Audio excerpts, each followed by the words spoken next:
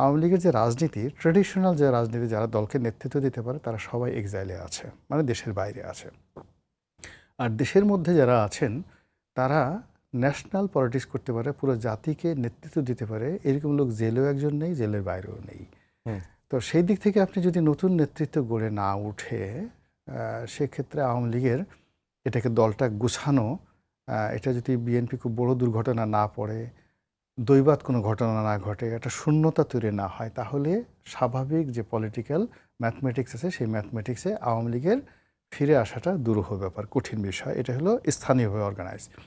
2 নম্বর হলো যে অন এক্সাইলে যে সমস্ত বড় বড় নেতারা চলে গেছেন, মোরালেস সবার বিরুদ্ধেই দুর্নীতির অভিযোগ আছে, অনিয়মের অভিযোগ আছে।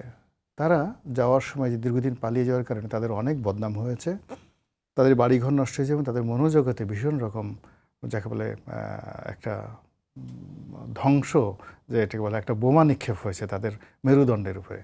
ফলে সেই মানুষগুলো অন এক্সাইল থেকে ফিরে এসে বাংলাদেশের নেতৃত্বে প্রতিষ্ঠিত হয়ে আবার ক্ষমতা আরোহণ করবেন, এটা আমার কাছে মনে হচ্ছে এটা খুব সহজ একটা বিষয় নয়।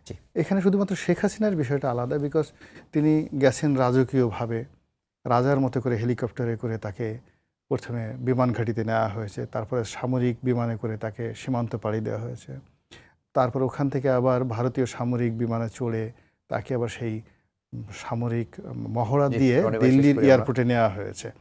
আর এখন তিনি রাজকীয় মেহমান রূপে দিল্লিতে আছেন, ফলে তার মেরুদণ্ডে কোনো সমস্যা হয়নি, তার ব্যক্তিতে কোনো সমস্যা। বাকি যারা কলকাতাতে আছেন, ইংল্যান্ডে আছেন, তারা সবাই কিন্তু মোরলেস একেবারে মাটির সঙ্গে মিশে গেছেন।